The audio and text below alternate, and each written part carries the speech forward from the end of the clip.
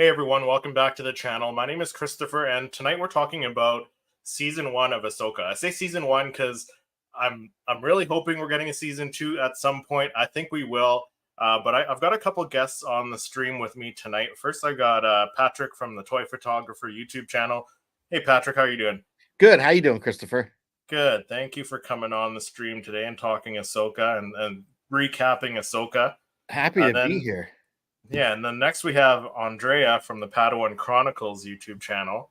Hey, Andrea. Hey, Christopher. Thanks for having us on. And I have Joshua here as my guest. Hello. Yeah, this Guest is his of first, honor. Yeah, his first ever live stream. But we did watch Ahsoka together, and we both have thoughts. So. Okay, perfect. Yes, because it was a great season. What did you guys think of the season of Ahsoka? You think we're gonna get another season after this, big cliffhanger? Well, people think it's kind of like the lead up to either Mandalorian season 4 or the Dave Filoni film. Yeah. I think we'll get another season for sure. There's way too much to explore. There's way too much that was left open-ended. So definitely I think a season 2. But and if it makes it make that Filoni-verse movie push out a little bit more, I don't mind, because if we're going to get all this interconnected, storyline through this and Skeleton Crew and Mando season 4, I'm all for it.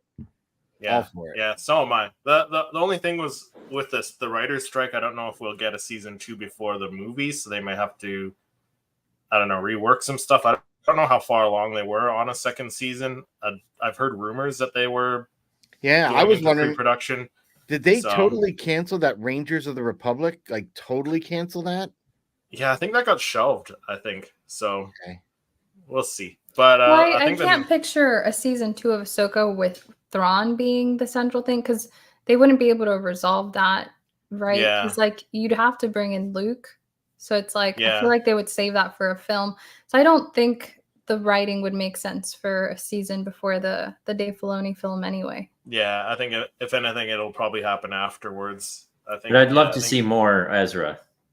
Yeah. Yes, he was fun. Yeah, honestly, so I didn't think we were going to see Ezra until the last episode, and I didn't think he was going to be the one to get back to the main galaxy. I thought he was going to be he was the one going to be stranded there. So yeah, I had some thoughts on that. But let's go episode by episode then, and we'll talk about each one. I'll have to recollect. I know. I'm gonna have to. Yeah, I'm gonna have to try and remember. Do we have the Wikipedia summary up for each one? Yeah. Let's go through line by line. Yeah. So part 1, Master and Apprentice. So this is where we got introduced right at the beginning. We got introduced to Baylan Skoll and Shin Hati. They flew in on their Jedi Starfighter, and awesome. I feel like every episode I feel like there were a lot of references and nods to other films in the episodes. So yeah. One thing that never got explained that kind of confused me about episode 1, isn't that where Ahsoka finds the map? Yes. The Treasure Planet map. I kept calling it the Treasure Planet map because it looks identical. Have you guys seen Treasure Planet? No, I don't think so. Okay, well you got to. Is that an animated, Disney? Right? That's animated Disney cartoon. Yeah, the most non-Disney animated movie there's ever been. But there's also the Treasure Planet map is also a golden orb with little buttons and circles on it. So it looks just like that. They never explained what the deal is, the quest for that map. Is that explained anywhere? Where that map even comes from? Yeah, I don't think so. I think Ahsoka said that she found out about the map from Morgan, but I think that's all the explainer that we got for it. So yeah, I would have loved to see more of that. I think they could have probably drawn this season out even longer and not done 8 episodes, because I feel like there was more there. But I did love Baylan and Shin's introduction. I think that's probably the least controversial thing about the season is people love Baylan and Shin. Everyone agrees Baylan and Shin was awesome. I'm gonna miss what's his name there as the actor, Ray Stevenson. Yeah, because he did a fantastic job. So good. Yeah, I wish I could see more of him as Baylan. Yeah. So while we're on the Baylan topic, do you think they'll recast him if they have to? I think they have storyline. I heard that they already did. Oh, really? Yeah, so, someone told me that they did in the office where I work. So I haven't looked it up yet though. Yeah. Yeah, so where Joshua works, everyone's like big Star Wars fan. Everyone and then he comes home and he's surrounded by it too. But they're very respectful. They always stop and they ask, "But wait, have you seen the episode?" They don't want spoilers or anything. No spoilers. Yeah, that's the kind of work people you want to work with. Then, yeah, exactly. Yeah. So I haven't heard anything about a recasting, but I think like I've seen people make mention that Sam Neill would be a good replacement for him. Who I don't know. So he was the guy in Jurassic Park. He was in the first, like the original Jurassic Park. They brought him back in the latest sequel. The main character?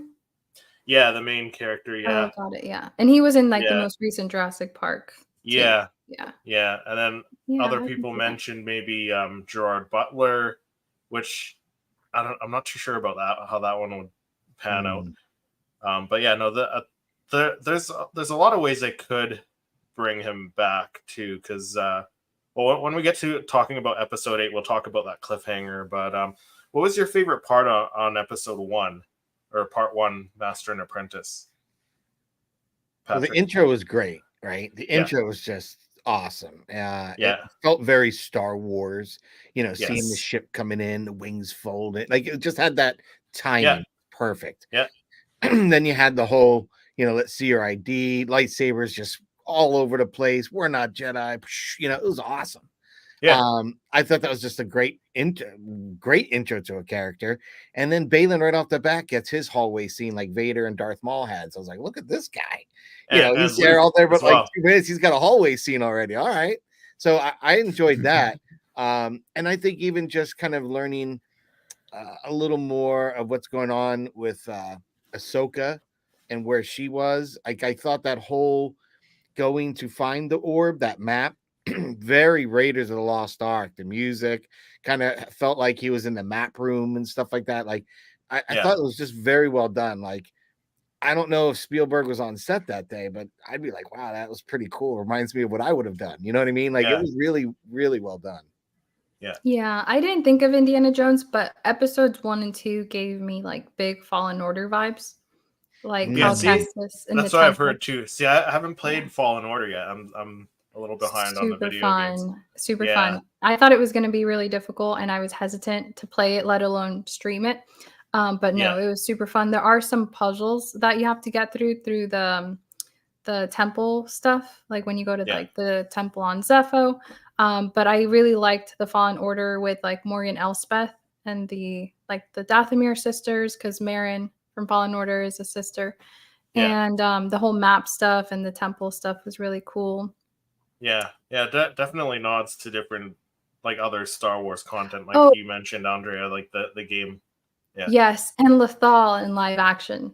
That was cool to see. So even as someone who's only seen a little bit of Rebels, recognizing it in live action was a moment. It was like, oh, that looks different. That's we had some cool cameos that I wouldn't have thought. Yeah, I didn't even notice them. Like the kid that becomes friends with Ezra at the Imperial Academy. Didn't realize that either. I didn't missed him. That's what New Rockstars is for. Catching all the Easter eggs. And then there was the mayor guy. When I looked at him, I was like, I think that's the mayor. Governor but I had Ziti. to go. I had to go and confirm. But that was awesome. That really stood out to me. What did you guys think of Sabine's like intro into the show? That was different. I enjoyed the like the music choice that they chose to play for her, because it suits her character, like the rebellious one of the group that doesn't really follow orders, that kind of paves her own path kind of thing. So I thought it suited her. It threw me off a little bit. She did. Yeah, she did a great job playing the character too, though. Yeah. Like I saw people mention that her acting wasn't that great, but I thought she did a wonderful job. Yeah, I did. Yeah, I thought her acting was good. I think my perception of animated Sabine was maybe just a little different. Like I never really saw her. Oh, hey, and we have Will from Padawan Pops. Yeah, how's it going? Good. Good. Yeah, so we're talking about we're recapping season 1, as I call it, of Ahsoka, because I'm hopeful we're gonna get a season 2. Oh, for sure. We're talking about part 1, Master and Apprentice. What were your thoughts on it? What was your favorite thing about the episode? Oh, I got to think back. So the first episode, it felt very much like a continuation of Rebels. I did like that. So, because I don't know if I told y'all, I watched the very last episode of Rebels right before starting episode 1. Perfect. So it almost felt like I just picked right up. You saw Sabine with a lightsaber at the end, right? That's where she gets stabbed. Yep. Yeah, that's where she got stabbed. Yeah, you get lightsaber combat. You get the Easter eggs there on Lothal. I thought a lot of that was cool. Yeah, and then even on Lothal, like I was mentioning, they had nods. Like in almost all the episodes, they had nods to other films, like the way they did some of the shots. So like the Shin on Lothal, it totally reminded me of Darth Maul on Tatooine there when he sends those droids. Yeah, it did. Yeah, so lots of nods to other stuff. And Andrea said even like to the video game, like to Jedi Fallen Order. Yeah. So like I'm not a big gamer. Will, do you play any of the games? Like did you catch some of those? Yeah, I would not call myself a gamer, but I do play all of the Star Wars games. Yeah. So in the first episode, what was the connections to Fallen Order? Remind me of that. Like the temple stuff, where she's searching for the map and stuff. Mostly just aesthetic, like the little the look the of stone thing where they place the map. Felt very Fallen Order. Yeah. No, like kind of the puzzles and stuff they have to do. That's true. Then also, like, I know we'll get to it later on, I guess, but she does that Force Essence. Yeah, the Force Echo. That was very straight from Fallen Order and Survivor. That's when I picked up on that. I watched so many. I was so proud of myself. I really pat myself on the back because I remembered it was Force Echo. So Diamond Figs in the chat. Thank you for the super chat, Will. Appreciate you. Will's the man. What a bunch of studs. Ahsoka was fantastic. It had its flaws, but the charm of the show was excellent. 8.9 out of 10. Thank you, Will. And we do have here. I'll give you the new one. Roger. Your super chat has been received. Thank you very much. Oh my gosh. I like that. Nice. Battle droid this time, my friend. That was fantastic. If you haven't seen Will at Diamond Figs delivering the Ahsoka helmet, in that video, I showed that to my wife today when we were at Disney, just like in between stuff, and I was like, "Have you seen Will at Diamond Figs deliver the baby helmet?" And she was like, "What are you talking about?" So I had to show her that. I don't know if she thought it was as funny as I did, but I think his unboxings are hilarious. Yeah. When he does the delivery thing. Yeah. Will is Thrawn. I loved Will is Thrawn. Thrawny. Yeah. But Will also says there were Zepho Easter eggs throughout the show, which when we get to what is it, episode 6, there were the Easter eggs on the temple there, which is cool. Mm-hmm. So lots of Easter eggs and stuff. We got Padawan Pops in the chat as well saying let's go. Playing double duty here. So what was your favorite part of episode 1 or part 1 then, would you say? Oh gosh. I guess I would have to say when they're having the lightsaber fight at the end, like, because it's on Lothal. It looks really cool. It's a lightsaber duel, so that was the big action for the episode. Not a huge fan of all the people getting stabbed. Like, I've made that clear. But it's still cool to see a lightsaber duel every single time that happens. Yeah. Andrea? The Loth. Oh, I just remembered the Loth cat too. That was so cool. Mm-hmm. Yeah. Not what I thought a Loth cat would look like in real life. Its eyes were really beady. But no, it was very cool. Just I loved all of the Lothal stuff. The calm tower where Ezra used to live was really cool. I think we got to see Hera that first episode too, right? Yeah. We did get to see Hera. It's just a lot. It's just like hitting you with all this new stuff, and it was very gratifying. And just like Will said, it really does feel like you're picking up for Rebels. Rebel season 4, which I feel so bad for everyone that had to wait that long between Rebels, because I finished Rebels like a couple days before Ahsoka started. So I really sympathize with people that had to wait years and years. Yeah. Patrick? Yeah, I thought like everyone's saying in the chat here. I honestly felt it was like picking up with the next season of Rebels, just moving to live action. So I thought all the crossover that we've seen into the live action was executed well. Like the one thing, Andrew, when you're saying how when Sabine got introed, kind of in her spirit, love that scene. The music was a little took me out of Star Wars for a minute, but it kind of made me feel that like it is kind of trying to show you Star Wars, but a different part of it, like because it did fit in with kind of the games and stuff. When you see Cal and they've got that kind of they're like the Mongolian group that I can't remember what Yeah. they called. They're like a The Mongolian throat hard singing rock group. band or something. Yeah. Yeah. And it kind of had that kind of vibe to it. I'm like, all right, this is kind of cool because my daughter listens to a lot of K-pop. She's going to Hypen in another week, so Oh, fun. yeah. So it kind of when I heard that, I was like, oh, this is kind of cool, but it still Mhm. took me out a little bit. What I was saying that reminds me what I was saying before about Sabine. I never saw her as like the rebel of the rebels group because she's Mandalorian, so like family and like teamwork is very much a part of who she is. So I never really saw her as like an outsider. She always seemed very much like for the group. She seemed very mature, very settled. But I hear people when they say it's like, well, it's a very specific time in Sabine's life. Like she's lost her biological family, the rebels' family is like all spread out. So it would make sense that she would almost like what's the word? Just kind of withdraw into like a younger, more immature personality. But it wasn't the Sabine I remembered from Rebels. But it does make sense why she would be like that. Especially after like receiving the revelation that she had possibly been trained by Ahsoka for a little bit and then dropped for whatever reason. Yeah. And while we still don't know really what's going on with that. Well, apparently it was Ahsoka was worried she was training to be a Jedi for the wrong reasons. But we don't know that till episode 3. very end. I guess it gives some perspective for her. Yeah. So when we're first watching the first episode, like that was one thing that kind of, I guess, bothered me that they jumped so far ahead where they mentioned this training with Sabine, where like his Rebels, she didn't train with Ahsoka, she trained with Kanan and Ezra and briefly. So, but I think my favorite part of the first episode was seeing all Lothal in live action because we saw bits of it in the trailer and seeing it all like the comm tower, inside the comm tower, all the stuff inside Sabine's living quarters inside the comm tower, all that stuff. Like it was just so fun to see all that stuff. Diamond Fig says, just ranted about Ahsoka for 2 hours on a stream. Stoked to hear y'all's opinions versus me yelling at the wall. Well, that's awesome. Well, hopefully we can maybe put some stuff into perspective for you then as well.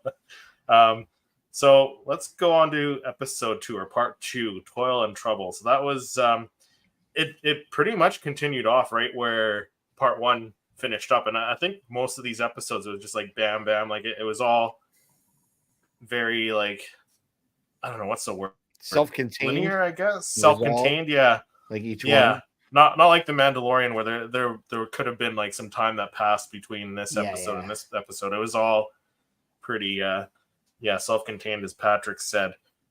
What were your thoughts on the second episode? So I think this was the episode.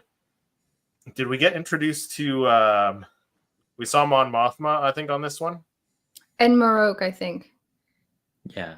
Oh, Marok, yeah. Marok. Might have been his first. Oh, yeah. That's when they go to Corellia. Yes. Yeah, they go to Corellia here. Yeah, so we get the duel with Marok and Ahsoka. I think we did get introduced to Marok on the first episode, though. Barely. Briefly. This is the episode where Sabine wakes up in like med care. Yeah, in the med. Yeah, that's right. Yeah. So they end up going to Corellia, which it's always great to see Corellia. We hadn't seen Corellia since the Solo movie, and it looked a lot better here too. Oh yeah. They fixed it up. They did some upgrades. Yeah, they're prospering a little bit better than they were. Yeah, not under the Empire, right? Yeah. Sabine was most like her character in Rebels in the finale, but that doesn't mean that her being annoying wasn't warranted. Her being annoying is just proof of good writing. She's basically an antagonist. I mean, that's probably why they had her helmet like in the red in the intro. If you guys noticed Oh, that yeah, when they they do when they that, had then it's possible they were hinting at that. Tony, Star Wars Sith, the dream team here in live action. Let's go. Thank you, Tony. Appreciate you, man. Tony. Thanks for the super chat. And we will give you Super chat received. Thank you very much for your support. Oh give my you God. C3PO. That's so cool. These These are are so awesome. cool. Andrea, what were your thoughts on the second episode? What Yeah, was, well, it's all coming back to me now in flashes as we're talking yeah. about I it. know it's tough to remember back then. Like that was like what over a month ago now. That was a long time ago. I know. Right? No, but one thing I do, and they did release 1 and 2, so they kind of like jumbled together because they were released the same day. Yeah. But it's always really cool seeing post Empire Star Wars because Yes. you see the a lot like allegiances to the Empire, even though they're gone. And Ahsoka, I think it was, had a really great line, or who was it that said, it's not so much, that they respect the Empire. It's like it's just greed. They were just after the money. Yeah, said the highest Right. bidder or something in the scrapyard. Yeah, like and that. the scrapyard was also kind of Yeah. a callback to Fallen Order because Yes. the game starts out in It was like cool. Correct, yeah. yeah, so that was very Fallen Ordery where they're like disassembling all the old Imperial ships because that's where Yeah. Cal Very neat. works when the game starts. Yeah. But no, I think it was cool. It's kind of just the first 2 episodes setting the scene. We see Marok for the first time. Do people say Marok or Marok? It's Marok. Marok. Rock. Yeah, that's what they say. But it's like George Lucas said. You can pronounce it any way, like because there's going to be different dialects. They're going to Han. pronounce it AT&T. Han or Han, Han different or Han. dialects, right? So Yeah. It's you can canon. pronounce it Canon. however you want. Yeah, Kanan or Canon or like different dialects, right? So pronounce it how you Yeah. want. But yeah, I think we the did second get episode.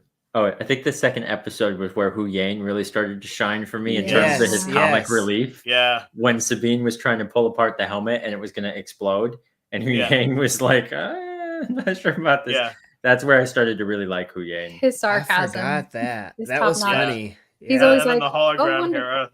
Yeah, the Yeah. hologram Hera saying, "Yeah, no, it's fine. You keep going." It's He like, says "Oh, you're a not hologram." here. Yeah. You're all Yeah. of it. Yeah, Love Yeah. Hu Yang. yeah. We got Oh, a and new we got member. a new member, Nice. Diamond Pigs. Will, thank you very much. Yay. I don't have a thing Nice. for you for new members during the live chat. We But, give it 2 thumbs up. There we go. There we go. Yeah, it does it. Yeah. I love that. How do you do that? Oh, you haven't What'd seen you this do? yet? It's so No. cool. Hold on. What'd you do? Only Will can do that. I have the Force. Yeah. Oh, obviously, I don't- it doesn't work for me. I He's did it great the one. other day Like on Will. a stream, and I don't know why it did it. Will, the chosen one. You I know, know. here, we'll What's give you Naked this? 3PO. Oh, Watch it's the, this. you know what it is? It's the new update to your. Oh, StreamYard? Oh, you yeah. gotta update it? well, we'll give Will the Naked 3PO. Super chat received. Thank you very much for your support. Yeah, that's cool how yours does that. I haven't seen that before, but I like the 2 thumbs up. That's awesome. I think it does it with 1 too. Yeah. Well, Diamond Fig says his name was Mark. Mark. His name is Yeah. Mark. Different dialects. No, I'm not What? getting it. Tony with another super chat. Thanks, man. I appreciate you, brother. Will is a Sith Lord on StreamYard. I thought Tony was the Sith, but I guess maybe I'm the Will's Sith Lord. apprentice.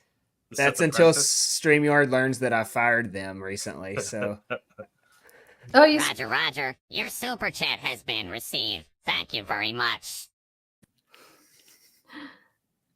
switched streaming platforms, Will? yeah, my StreamYard runs out tomorrow. I'm on Riverside now. Okay. Yeah. That's It cool. edits this stuff for me, so it's cool. Nice. Hey. Yeah. So where were we? Episode 2. Yeah. So Patrick, what about you? What was your favorite part on part 2, Toil and Trouble? Because I feel like there was a lot more that happened in I part 2. thought, is part 2 where we had the training or no? Was that 3? No, I think that was part 3. So part 2, yeah, we got the really epic battle with Marok. And Yeah, in the shipyard. assassin droid, yeah, in the shipyard. That was and, really yeah. cool. Really cool. Yeah, I really enjoyed that. I really liked as the ship was pulling away and Ahsoka was kind of standing there all stoic.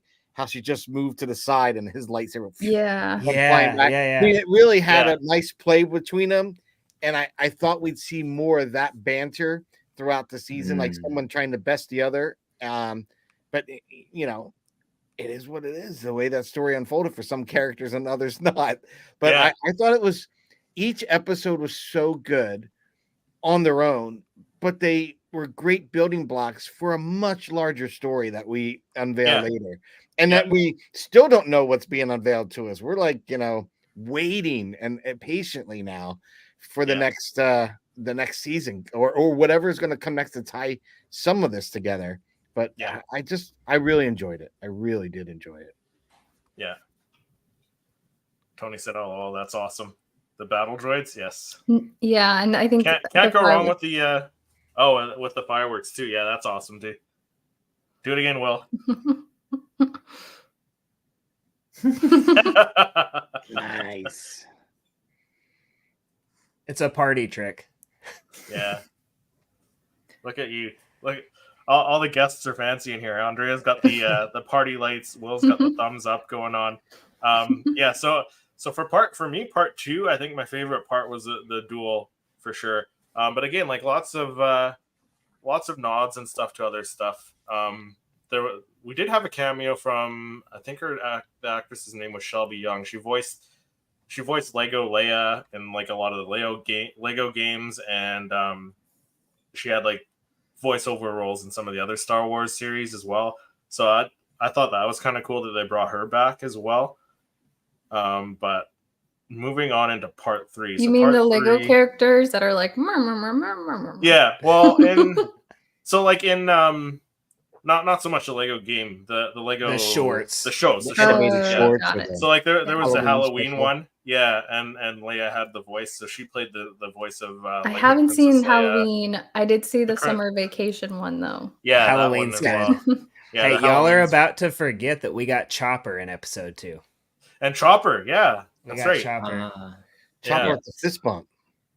Yeah, Chop the war criminal. Yeah, yeah, we did get Chopper in episode 2, and he talks. And he talks. Yeah. You went through my stuff? No, I didn't go through your stuff. Yes, you did. I loved that so much. Yeah. No, I didn't go through your Ask stuff. Andrea to say General Grievous. Trust me. Yeah. Oh, what does that mean? Tony's making fun of me because apparently I've been saying Grievous wrong all these years. I was saying Grievous. I thought the I was actually that is wrong. Christopher is saying it's not, so Christopher's too nice. Hey, like I said, different dialects, right? Exactly. Yes. Thank you. Yeah, we got a lot. Say it how you want. There you go. There's Chopper. Oh, nice. So yeah, episode 2, we did get Chopper. So cute. Thank you. Tony said thank you, Will. Grievous. Keep it real. Grievous. Grievous. I got it now. No, I know. Hey, you call it what you want. Yeah, so Chopper. Yeah.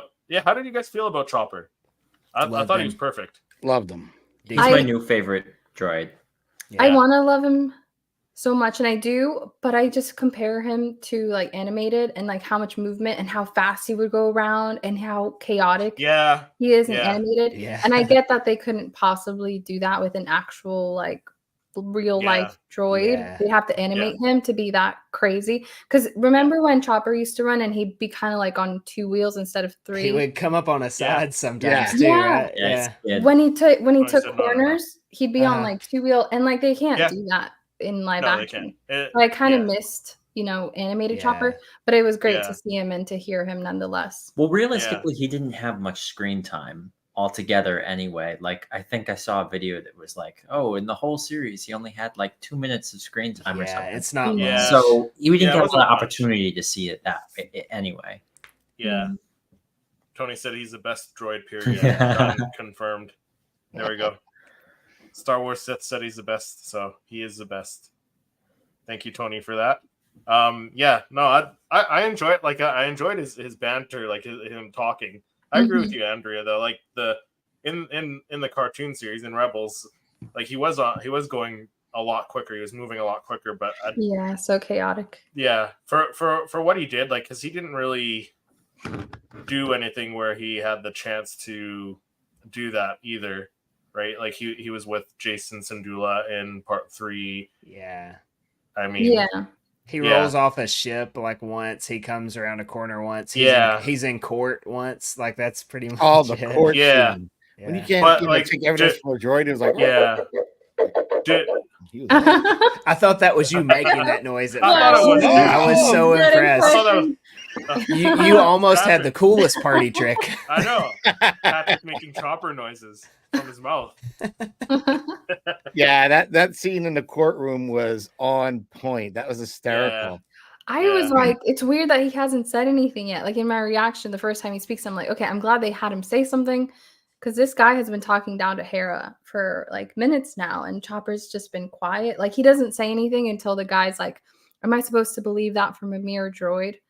I'm Yeah, like, okay, and what's thank crazy you, is that finally. guy is connected to the kid Kaz from the Resistance. Yeah, If I you can't watch that stand that animated guy. show, which is interesting because Yeah. everything he's Yeah. doing right now I don't feel as bad for Kaz. Well, I feel bad for Kaz who loses his parents, Yeah. but I don't feel bad what happens to him later when you see, because he's being so ignorant about Yeah. seeing what's right in front of him. He doesn't want to believe it. He got So, what was coming to him one day. yeah, Yeah. it's sad to say, but yeah, your ignorance is what is your demise, man. It's a Yeah. fictional character, so I'm okay with him biting But the he's so dust. unnecessarily mean. I'm like, okay, this is too much. Yeah. Like, why still- did they make Yeah. him Yeah. like this? I think he's an Yeah. imp still, but I that's a was good thinking segue that. into episode 3 probably, because he's an Yeah, imp. that's what I was gonna say. Before we get into episode 3, oh no, what was I gonna say now? I don't remember. Maybe I'll think of it after. But let's go into episode 3, or part 3, Time to Fly, and that is the first time we saw Mon Mothma, and again Senator Ziono, which Patrick said he's the father of Kaz is his name. Yeah, Star Wars Resistance, yeah, which was a nice little tie into that. So I like how they're tying stuff into other, parts of Star Wars, right? Like all these threads and stuff that are connecting it's fun to see. each other. Yeah, and then this was the one where the episode opened where they're on Cetos, that planet with the red forest and stuff, and Balin. I didn't notice this on my first watch, but I think Tony was the first one in our group to mention it, that when he looked up, there's a Purgle flying in the clouds. You can kind of see the silhouette of the Purgle in the clouds there, which that's right. I thought that was very cool. very cool. Yeah. Diamond Fig says, hey guys, 75% of my chat voted that hashtag Tony loves Andor earlier. I guess I need to send him my Cyril Karn cutout next. Yeah. and then watch him burn it. And then watch him burn it. He'll burn it. Real talk, though, I did really like Cyril. I thought he was a very compelling villain. I liked Andor. He was Cyril. different from any villain we've seen, because he was, it's like he wants the right things, just he doesn't go about it the right way. I won't get into a rant about Cyril, but yeah, I liked thought that was Andor. cool. That should be the next great debate on the Paddle and Pops channel. Andor. That's Yeah, a it's good. Yeah, just once we everyone get through the against Tony. sequels, Tony said no. Tony's like, Yeah. no. Tony, I'm sending you an open invite to be the Andor arguer for that one. That'll probably be November's. That'll be good. Ricardo said, since Chopper is talking and not bleeping, I found myself trying to understand what he is saying. Yeah, I mean, yeah, for the most part, you could understand what he's saying. Like I said, like when he did the, talking to Hera. Oh, did you go through my stuff? No. Yeah, didn't go I through love your stuff. that. Yeah, That was so and then funny. the fist bump. Woohoo! I didn't go through your stuff. Yeah. Yeah, no, that was great. And that's what I was gonna say. Because I think it was Dave Filoni who voiced Chopper in Star Wars Rebels. So do we know if he did it again for Ahsoka? Do we know if it was I'm him? sure Tony's Googling it right now. Yeah, I'm gonna IMDb right now. Yeah, no, that's a good question. Because I'm sure he Dave did. Filoni did I'm the. sure not. Well, I know they had that other guy. I can't remember who did BB-8. I thought did some work on it too. The guy who did BB-8 is John Ralphio from Parks and Rec. Yes. Oh, is it? Yeah. Yeah, John Rothio and somebody else too, wasn't there? There were two people. Yeah, that did BB-8. He's the Bill Mader worst. from SNL. Yeah, was it Bill Hader? Yeah. Yeah, from SNL. Yeah. Yeah, because Dave Filoni did the voice of Chopper in Rebels, but I'm wondering. There we go. Patrick's doing the Chopper voice again. Tony said Cyril is not a villain. His mother slapped him. I know. If my mother slapped me, I would be a villain too. That's what makes him so sympathetic. And that was so confusing because she like hugs him and you're like, ah, and then she like slaps him and you're like, yeah. Oh. He also is eating like cereal and milk at his mom's house, which kind of is hard to take serious. And he's got that wounded puppy look. Yeah. I thought that was cool though, because I related to him. I thought he was cool. Yeah. He was kind of obsessed with what's her name? Was it Deidre or something? Yes. Yeah. ISB. ISB. Yeah. Like not obsessed. Like, what are you talking about? He's borderline stalker. Yeah. like not like that. He loves her, but like he wanted to like help her out so much. You know. Mm-hmm. I know this is an Andor chat. It is have now. To do that another time. Yeah. like I said, the next great debate. It'll be like Andor. Yeah. I'll be Andor. Yeah. I've been called up to the big league. Yeah. Step up and defend. Or no, not defend. No, not defend. It won't be hard to find somebody to defend Andor. That's true. Maybe we'll have Andrea versus Tony for that one. Oh, I'll do it. I'll defend. That'll be fun to emo. Watch. I loved him. I didn't think I would. I was like, why does he talk? But then he was so sweet. Yeah. So part 3, Time to Fly, was also we didn't get and I don't think we got any lightsaber duels in part 3 though. That is correct. Is that where we had the training where she was? We had the training was no, was that part 3? Yeah, that was the opening. Yeah, that was part 3 at the opening. Yeah, she had the mask on. Yeah, yeah, the mask on, just like kind of like Luke in A New Hope. So lots of references in that as well, like for other stuff, lots of nods and stuff. Just the way stuff was filmed, like because even when Ahsoka and Sabine arrive at Cetos, I think, which was at closer to the end of the episode, and then they had like the dogfight with all the other. All of Shin and Marok and all them going after him. Like, I got A New Hope vibes from that when they're in the Falcon fighting off the TIE fighters. Some of the shots were almost identical. Yes. Yeah, so I really enjoyed like that kind of stuff when they made they took shots straight out of the other movies and put them into Ahsoka. I was going to say Andor, but Ahsoka. Wasn't episode 3 also the spacesuit scene? Yes. What did you guys think of that? Because that was kind of taken from Star Wars: The Clone Wars. Yeah, I liked it. That was really cool. That's one of my few complaints of the whole series. Yeah, the space walk. Yeah, like my only 2 complaints was the Sabine with the being a Jedi because I didn't think it was necessary. But by the end of it, I had changed my mind. I think they handled it really well.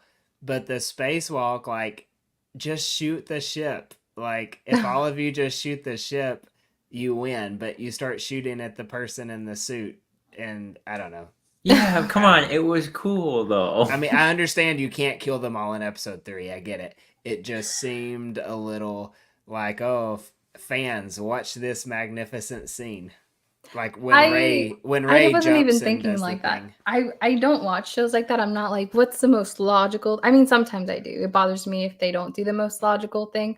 But I like the humor of that scene with Ahsoka like kind of doing the little cartwheel. That was funny. Talking to Sabine. That felt very Rebels to me. So I liked that tie-in. And then her floating outside, Hatchet being like, "Hey, what's the deal? Did you get it? Did you get it working?" Yeah. That was very funny. I liked it. Yeah. I think it took me to episode 9, and that's probably why I liked it less too, as well. Because like where Rey flips and cuts Kylo Ren's ship. Yeah, it was like it was a similar maneuver. Oh, okay. Maybe that's why I liked it. This was humorous, Will. In episode 9, it was like it was taking itself seriously. I still loved the show. This is not a real complaint. Just I did not care for that scene. The thing that you like the least of all out of the whole series, which isn't bad. If that's your biggest complaint of the series, I think it's good. Minor. Yeah. True. Yeah, but yeah, another solid episode. And then episode 4, we got Fallen Jedi. Actually, before we go to episode 4 or part 4, I think my favorite part for excuse me. Yeah, I'm sorry. He was shutting himself down, I guess. Oh, okay. Yeah, for part 4, I think like all of Balin's stuff was solid during that episode. Okay, you're We gonna have got to a lot kind of more run me Balin. through episode 4 again. It was Or the part good 3. one. Sorry, part 3 was a lot of Balin. Okay. Yeah, like Yeah. talking to Morgan and Shin on the planet surface. But yeah, no, going into part 4, that's when we got all the lightsaber duels. So part 4 it was Fallen Jedi, kind of hinting at Yeah. That's Ahsoka being the Fallen Rock. Jedi, but we got the World Between Worlds at the end of it, which was that was amazing. That was incredible. What did you guys think of that little cliffhanger for that episode?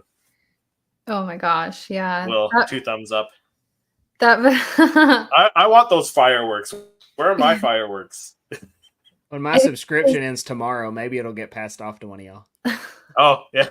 to keep it to one of us.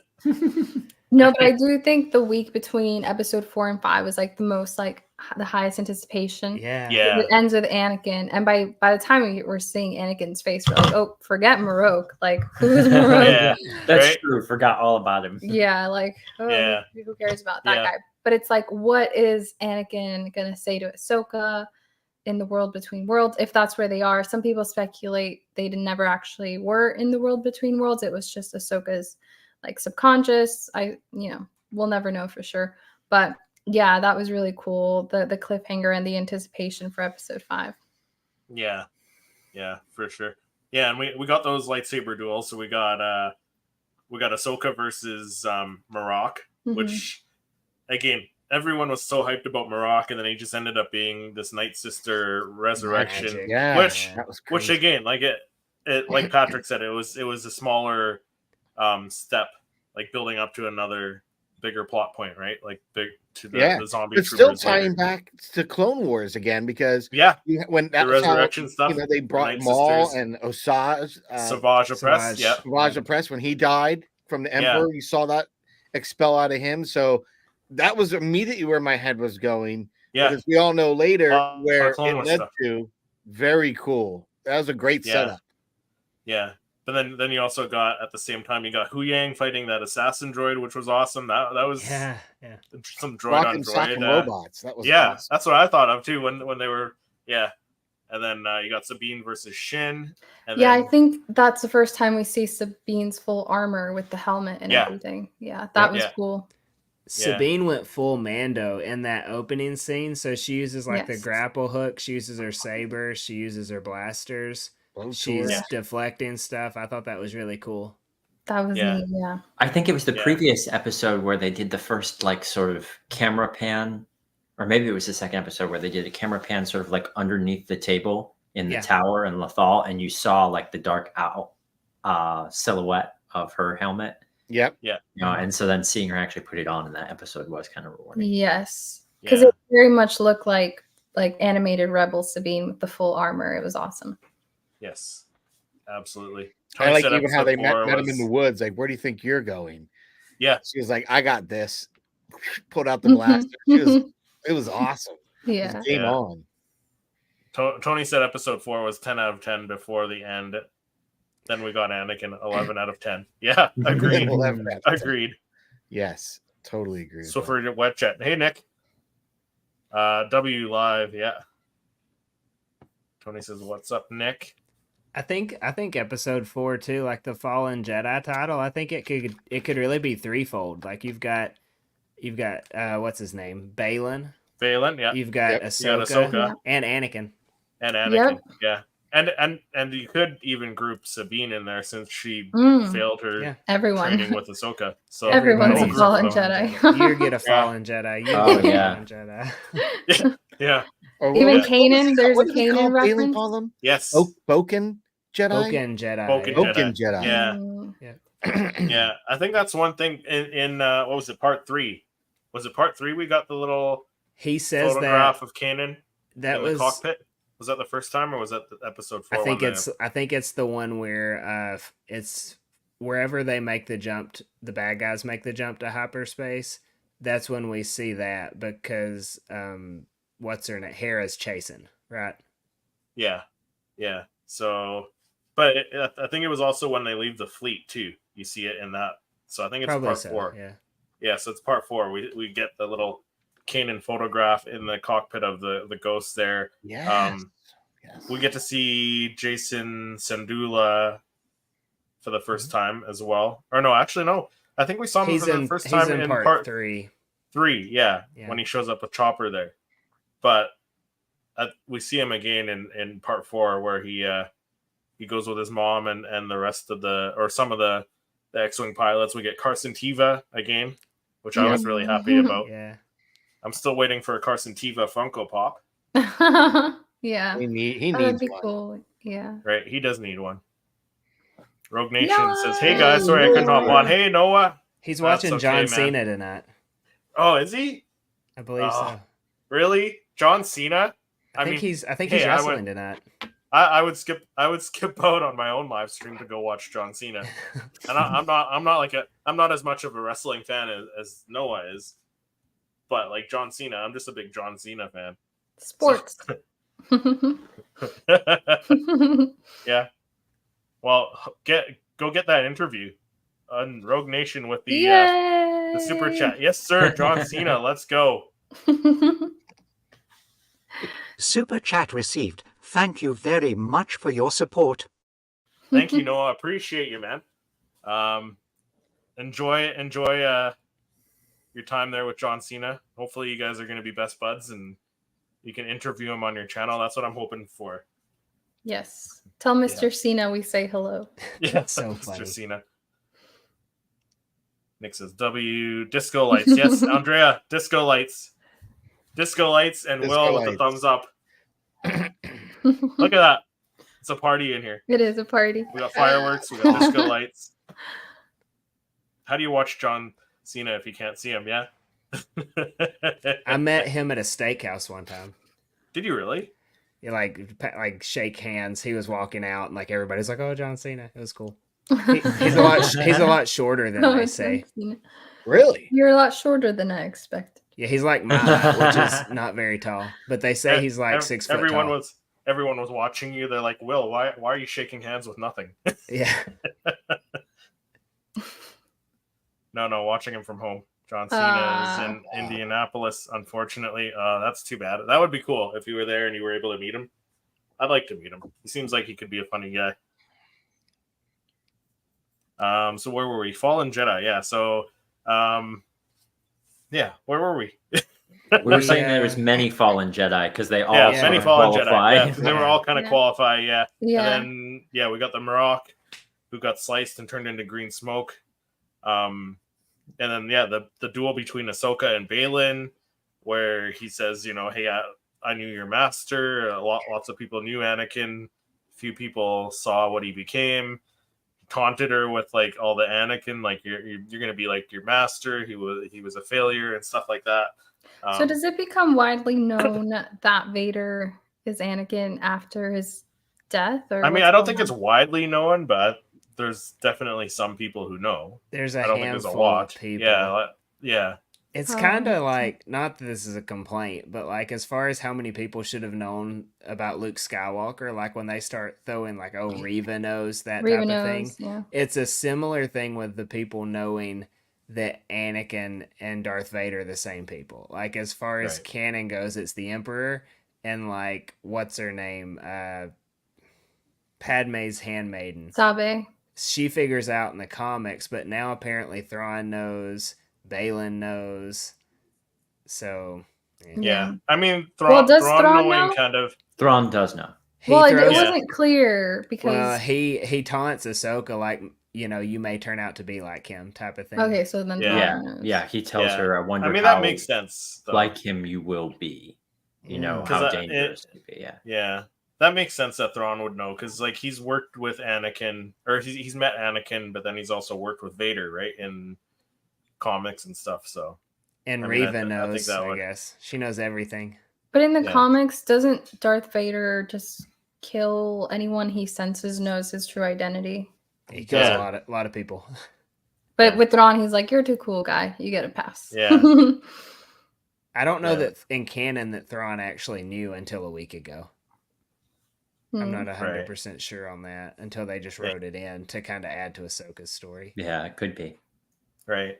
So then part 4 concluded with Morgan Elsbeth and Balin and Shin and Sabine, who turned over the star map, which was like, why did you do that? I was just like, no, don't do it. Don't do it. Don't do it. Oh, you did it. Like, so well, they all jumped to hyperspace. When I saw how much effort it took for Balin to destroy the map with his lightsaber, he has to like hold his lightsaber on the map. Like, you guys think Sabine could have really done anything with a blaster? No, when I saw her holding it with the blaster, I'm like, what are you gonna do? Like, it's just gonna bounce off. Even if you could shoot through that thing, you're gonna put a hole through your hand too. Like what? Yeah, that's true. She could use their flamethrower on it. Yeah, thrown into the ocean, made him go for a swim. Right. She also had a lightsaber, so I mean, she did. She could use that. Yeah, I think it was the right call because she was outnumbered anyway. You know, like what was she gonna do? Yeah. So they all jumped to hyperspace. She was gonna do anything to get to Ezra. So yeah, it was and Balin was using his force power too to that kind of power of suggestion and reading mind a little bit, kind of really that was a force empathy or something like whatever they said. So I thought that was kind of interesting because here she's kind of torn, right? And he's playing on her emotion. And we as the audience know that she's still kind of a little resentful because she lost her entire family because of Ahsoka, right? And that they only piecemealed that in small doses. So you can kind of see the wider range of why Sabine was the way she is and why Ahsoka is the way she is. But he played on that on her feelings, knowing that, because that's how he was kind of convincing her, like, hey, you know what? I'll honor my word. I'll take you with me. I'm not going to kill you. I'm not going to take you prisoner. I'll take you prisoner, but I'm not going to harm you. And he did. And he even got Shin from, strangling her and force choking her. So I thought that was kind of interesting, how he played on that. And again, it was what was going on in the character besides what we know is typical story, but emotionally what's going on inside the character that drove that storyline. And we all were there for it and got it. So I thought it was really well done. Yeah. So Diamond Fig says Thrawn knew Anakin was Vader in canon. Happens in the Thrawn books before Heir to the Empire. Thrawn just hints at him knowing, though, to the mess with him and Vader. Can't kill him, though, because of his rank. Same as Tarkin, yeah. So Vader's like equal to Tarkin, right? So there was a few people that knew then. Yeah. Maybe like 4 or 5. Yeah. Pretty much everyone who survived Order 66. Yeah, that's true, yeah. Yeah. Even those who were stabbed by him during it. Yeah. Right? Yeah. So what were your favorite parts or part from part 5 then? I would say mine would be the duel between Balin and Ahsoka. Like even though we got the Anakin part at the end, I think I enjoyed the duel much more. Yeah, no, the duels were cool, but I really liked Anakin's reveal because I always thought we were gonna get like a voice audio from Hayden, and that was gonna be his part in the show. So to actually see his face, and the CGI de-aging looks so much better than it did in Kenobi, so I was really pleased to see that. Yes. And it looked even better in 5 than it did in 4. Yes. I thought in episode 5 it would look the way it did in 4, but then I was so pleasantly surprised to see episode 5 and be like, it looks even better. But even then, episode 4 is a huge step up from the de-aging we got in Kenobi, the flashback scene. So no, I loved it. And we hear him call her Snips. Like, I didn't think I'd see you so soon. And the world between worlds in live action. That like just beautiful. Seeing it that was beautiful. Cool. Yeah. And then just like the anticipation of like next week's episode. So that was my favorite part. The hype was real that week. Yeah. For sure. Yeah. It was the best cliffhanger of the series. Season, yeah. So Nick says, who's a better portrayed villain in live action, Thrawn or Kylo Ren? I don't know. Well, Kylo's voice is cool. We I have like 3 Kylo's voice. movies of Kylo Ren, so Yeah. Yeah, there's much more to explore there. Bigger budget too. Yeah, for sure. Yeah. I would vote Kylo We'll Ren just have to there wait so till the far, Thrawn yeah. movie. Me too. Yeah. Yeah. Hot take, we but I don't have kind of liked enough, him. Yeah. Oh, he's my favorite for the sequels. Kylo Ren? Yeah. Oh yeah, easy. Yeah. Yeah, his voice is really neat. So let's move into part 5. So part 5, Shadow Warrior, and this is where we got like a lot more Anakin. We got Yes. I wouldn't call them. Okay, so I'm not calling them flashbacks because Yeah. I feel like a flashback is like, something that actually happened and you're looking, Yeah. you're remembering it or whatever. But this is like Callback.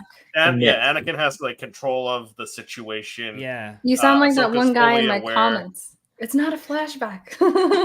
It's a callback. Well, it's not. I know. The comment sections for these 2 It's episodes. more like it's more like man. it's more like time travel. Yeah, it's a It callback. was. They time traveled into the past. Yeah. It wasn't time. Yeah. It was Christmas wasn't Carol. Yeah, or Scrooged with Bill Murray. Scrooge, yeah. bringing him. Yeah. It was well done. It was whatever well done. whatever It you was want to call really, it, really that was well just done. well done. I mean, what I liked about it too, when he's having that conversation with her, and saying she's gonna have to fight, and he just takes the floor out from under her like that. I wasn't expecting. So the way they filmed that to transition to the callback or whatever we're calling it, it was fantastic. I just thought that was a really cool transition. Like so me as a film guy, I was like hook, line, and sinker. I was like, get the net. I'm fished in on this one. And I didn't know what was coming next, but I knew it was gonna kick ass. So I was like, I can't wait. Yeah. So we got Anakin versus Ahsoka twice in that episode. We got 2 or 3 different time periods during the Clone Wars. 2, Rex. I think it was. Yeah, we got Rex. Battle of Ryloth. So we got the Battle of Ryloth, and then we got the Mandalore, the Siege of Mandalore, which was awesome. You got to see Mandalorians, like Patrick said. You got Rex, which was awesome, and he spoke. It was Tamora Morrison, young Ahsoka, who was played by the same girl who played young Gamora. Yep. Mm-hmm. In both outfits, it was cool to see her red Padawan and then the blue. Yeah. That was neat. Yeah.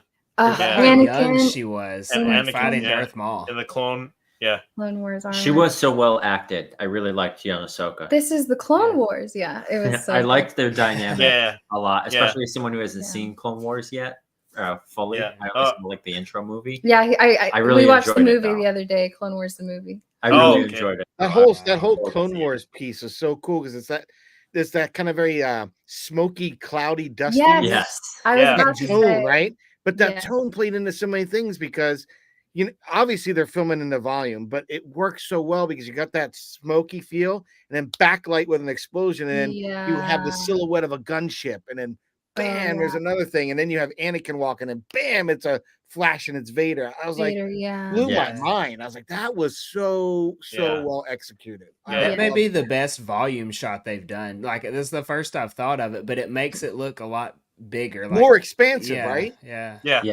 Like usually even they the do look soldiers cramped. come running at you. Like the first, it reminded me of like what was that recent movie where it was all done in one shot, one of those newer World War II movies, but it kind of reminded me of that, with the trooper kind of running past you through that kind of cloud, reminding me of that World War I, not two, the trench, when they're in the trenches and he's running. I'm like, what the heck was that? That wasn't a clone trooper, was it? And then they just started coming. I was like, this is great. Great. I agree. I think part 5. Yeah, I think part 5 was probably my favorite episode of the. Oh, absolutely. Star Wars. It was so good. I know people have their complaints. Good. I watched this one guy's video about why episode 5 is stupid and why it's just fan service and this doesn't move the plot along. That's so not true. Like, he needs to be tarred and feathered. It does move the plot along, but even if it didn't, it's the Clone Wars in live action. We get Anakin in the Clone Wars suit. And I agree with Patrick. I like the chaoticness and the hazy dreaminess of it. I drew a lot of parallels to Ezra's time in the temple, which it seems like it turns out to be Yoda kind of guiding his journey, because Yoda's like the voice that greets him at the end. So this is a lot like Anakin taking Ahsoka through a journey where she has to confront like some thoughts, some beliefs she's not aware of, like she's kind of given up inside and she has to choose to live. And so she resurfaces as Ahsoka the White. So I think it does a lot of things for the character and the plot, because afterward we see Ahsoka be a lot more humorous and smiley and just a lot more. Andrew, you took the words out of my mouth. I was going to say that. A lot more easygoing. Yeah. Because even as the young Ahsoka that we got, I don't know about you, but I felt it was like a live action Ashley Eckstein, because we got the snippiness of Snips, where she got a nickname from. You know, we got both of them cross arm, kind of standing next. It was so many great little callbacks. Yeah. All those little references. But to me, I felt like this is the Ahsoka we've grown up with, right? And now we have Rosario, which is that more mature version of her. And it was just fitting, because I think that those pieces are so key to what you said. When she becomes Ahsoka the White, if she didn't kind of relive that moment to rediscover what she needed to do to move forward, I don't think we would have had this. We would have had the same more stoic, not as Ahsoka-y, but now I think she's a little more lighthearted, a little more come to grips with herself, and she has this. I think she has a vision and a path now, where before she was lost, and maybe that's why she was just kind of very reserved. But I love those young Ahsoka scenes, and I think, like you said, it had payoff for when she hit Ahsoka the White. Sure. Which is why we see Morai at the end, because Morai's got this bird's eye view. It's like her vision of like the path forward. So she's kind of refound herself, and I think it had to be Anakin that she had that encounter with, because that was the closure that she needed. Yeah. And he said he was there to finish her training, which is very fitting, just like you said, with Yoda guiding Ezra through. It had to be Anakin to guide. Yeah. Because he was her stumbling block in the first place. Yeah. So it's fitting that he's. And one of her biggest fears is, turning out just like him. So if she continues down this path, is she going to be Vader 2.0? And Ezra's fear at the time was losing his family and the Grand Inquisitor just like coming after Kanan. So there's like a theme of confronting your fears in these Jedi Temple scenarios. So I thought it was awesome. Best episode of the season by far. Yeah, absolutely. For sure. I was gonna say too, like when they're going through the whole training, right? And they're on Mandalore and they're talking, like she's saying, he's going through this spiel about you are who your master is, right? Like, and going down that line, and she says, "Well, I don't want to be who my master is," or something like that. And that's when Anakin says, "Oh, is that what this is about?" Like, kind of sarcastically, and then he turns into Vader and starts fighting her, and he makes her confront him as Vader, and it was like. She had to get past that. And so when Thrawn does make that statement later on, I don't think it even phases her, because she's already beat that. That was her issue up to that point, but Anakin trains her past that. And I think I missed that at first. Kevin, my friend that I do a podcast with, had to tell me that. Like, that was the big lesson. And then it was cool how it came full circle in episode 8. Yeah. But I love that they don't spoon feed that to you. Like, you really have to sit with it and think about it. Like, what was the lesson? But I think most people finished the episode and were like, and just kind of had to sit with it for a while. Yeah. And then, like you said, she fought Vader, and then again, you get that other transition back to the world between worlds where he kicks her and she like slides across the platform there, right? And then she disarms Vader and stuff, and signature move, man. I'm telling you, Ahsoka is the only one that can go in a fight with no lightsaber and win. She's done it to an Inquisitor, Darth Maul, and even Anakin. Yeah. That was But awesome. then we forgot about the whole other story that's going on with Hera and them all searching for Ahsoka, right? We had that going on in the background. That's how you know that Ahsoka, they are in the world between worlds, because Jason hears it. So, like, that's what, to me, makes me think they were for sure. That's how it makes me think that they were there, because he wouldn't be hearing a dream, I don't think. Yeah. I loved all the memes coming out of that moment when Hu Yang was like, his father was a Jedi, and all the memes that were like, people who haven't seen Rebels. Okay. The Kanan Jarrus name drop there, but from Hu Yang, Yeah. It was fun, though. Yeah, we got Ahsoka coming out of the world between worlds, where she comes out of the water. She's transformed into Ahsoka the White. Oh, was bald awesome. Ahsoka. No. Oh yeah, no. without the Yeah, yeah, she had that red was teeth. That was a moment. yeah, Felt like I That was shouldn't have seen different. that. I Yeah. almost wondered, was that a costume mistake? And they just said, we're not going back and reshooting that. Oh Just go no, with they it." did that for people like us to have this conversation. That was Probably what right. that was about. For the Yeah. memes. yeah, Yeah. and then we got all the Purgle at the end of the episode. We got the Mm. Purgle. The Purgle were cool. Yeah, she did the whole Purgles? force talk into the Purgle, and Yeah. they pulled the Pinocchio. They put their ship inside the big whale, right, the space whale, and they, Or they the took Finding off. Nemo. Yeah, Finding Or Nemo as Finding well. Nemo. Yeah, Yeah, there you go. yeah, Yeah. yeah. So yeah, that was my favorite episode of the season by far. Yeah. And then we get to part 6, Far, Far Away. And then I don't know if Tony's still in the chat, but if Tony's still watching, like Tony goes to Celebration year after year, and there's a clip of Dave Filoni saying like, "Oh, do you want to know when we're going to see Ezra? Yes. Or, do you want to know where Ezra is?" And he says, "Oh, he's far, far away, far, far away." Mm. So he was telling us when we're going to see Ezra next, and this was the episode where we saw Ezra. Sneaky. I didn't think we were going to see him this soon. I thought maybe the last episode we would see him. Yeah. But we saw him this episode. We got to see Thrawn for the first time, like right at the beginning, right off the bat, right at the beginning. We got the Great Yeah. Mothers who looked like Night Sisters, like actual, Scary. like, legit Night Sisters from Dathomir. Like the, what's the word I'm looking for? Like, From the actual, like Mother Yeah. Talzin and them. yeah, like Mother Talzin and stuff. Like, yeah. Yeah, they were And awesome. then, They're yeah, one of you my got more- favorite characters of the new of the Yeah. show. I thought they just you got looked more, legit. you got more Balin and Shin. We got Night Troopers. Night Troopers, yes. Yeah. That was a cool Who- episode. Yeah. Yeah. Even that music when they introduced Thrawn, it was like bing. It was kind of like Yeah. kind of an 80s kind of, synthesized little tweak. It was weird, but I loved it. Yeah. And then we got the nomad like turtle creatures that Mhm. are The no-T. They're so cute. Yeah. And the Yeah. sand people of Peridia. That's what I call Yeah. them. Oh Yeah. yeah. The Yeah, gangsters. the Raiders Scavengers or or something whatever. like that. Yeah. Yeah. Yeah. So what was your guys' favorite part for part 6? What was like stand out for you? Seeing Thrawn, I would say. Yeah. Yeah, I would agree. I feel like it was one of the slower paced episodes, especially after It 5. was definitely a slower paced episode. Yeah, But it wasn't still my had a lot favorite. of it still had like a lot of lore to it. It had like a lot of stuff that had nods to other stuff as well. Yeah, But yeah, it was slower paced. I enjoyed watching Tony's reaction because when Thrawn came out, he's like, Thrawn! And then he was excited to see Ezra and the Night Troopers and all of that. And the Dark Sisters, because you guys know Tony's a Yeah. huge Dathomir fan. The But for Great me, Mothers. I was like, I would probably rank it lower than all the other episodes. And I wasn't sold on Ezra yet. He wasn't Ezra enough for me yet because he hadn't really said Yeah. anything.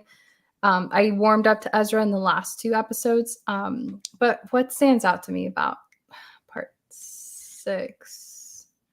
Well, not a lot happened Yeah. per se, Yeah. but I will say one thing that stood out to me about that episode about being very different than most of Star Wars was there were a lot of like really panning sort of shots of just the planet that they were on. Mhm. And so it kind of felt a little bit more cinematic Yeah. than Yeah. most Like you Star get Wars, where the introduced to shots it. are kind of smaller. This Yeah. was like very sweeping and kind of Yeah. felt a little. Yeah. The it was. Mandalorian kind of does that with like the desert scenes and Yeah, stuff. yeah, it was a little bit more in that vein. Yeah, I agree. Yeah, Josh, it I was- think you pointed out very well Yeah. that because when he lets Sabine go on the wolf, you're 100% Yeah, right. How it kind of panned out. It wasn't like we're focused. It was Mhm. very panned out, very panoramic. Yeah. There's a lot of Sure. texture to it as well, not to be like too dorky, but like typically in the volume, you get what's right in front of you, but you see like the rolling hills and the mountains and stuff like that. You can kind of see the ring going around the planet, like if you look far enough out. So, Yeah, yeah, it was I really agree with cool. all that. Yeah. Yeah. Yeah. I like- And we, Sorry, go ahead, Chris. I was gonna say we also got like all the markings on the Night Sister tower or Some Yeah. Zepho temple stuff, or right? whatever. Yeah, the Zepho Yeah. stuff. Yeah, Mhm. right. Which is a tie into Fallen Order and stuff like that. Yeah. JR Jairus custom designs in the house. Yo, what's going on, my guys? Star Wars is back. Hey Jairus. Yeah, Jairus does a lot of custom concepts. Yeah, and he's done a few awesome. For the Ahsoka series as well. So nice. Yeah, definitely check him out. But thanks for hopping on. Thanks for checking out the stream. What did you think of the Ahsoka series? Yeah, the Howlers. Yeah, I was gonna say the wolves. That was cool because that was kind of their way of doing the wolves, right? Ahsoka riding the wolf. Mm-hmm. Yeah, and I like because like isn't like the name Shin, Hachi, and Balin Skull weren't they like light was and it dark. Norse mythology? Yeah, light and dark, but like their One names mean chases like the moon, the wolf, other chases the sun. the wolf that chases the moon, and the wolf that chases the sun, right? And so it's like wolves. Yeah, it's their version of yin yang. It's the Yeah. Norse version of yin yang. Yeah, 100%. That's interesting. Yeah, I knew I'd heard it before. Yeah, so I thought that was really cool. Yeah, I didn't realize that until, I don't know, you pointed it out with the dark and the light wolf. I didn't even know that the Howlers were different colors at first. Yeah, that was really cool. Yeah. So then we get to part 7, and that's when Ahsoka and Hu Yang finally arrive. And again, like that, when they're flying through like the debris field with all the Purgle remains, the skeleton and stuff, like that felt like Empire Strikes Back when they were in the asteroid field. Like even some of the shots where like the shuttle swoops into that one little cave made out of the Purgle skeleton, and it swoops in there. It's almost like the Falcon going into the monster's mouth there in Empire. Yeah. So yeah, lots of neat little nods and callbacks to the original trilogy and stuff like that. And then we got more Ezra, right? We got Ezra and Sabine. We got that whole chat where she's telling him pretty much the history of the galaxy right now, like what happened in those 9 years or whatever it was since he's been gone. Yeah, another Zeb name drop. Yeah, another Zeb name drop. That's one thing I'm kind of disappointed. We didn't get a Zeb cameo. Yeah. Oh. Yeah. They spent all the money on making Hayden young. That's true.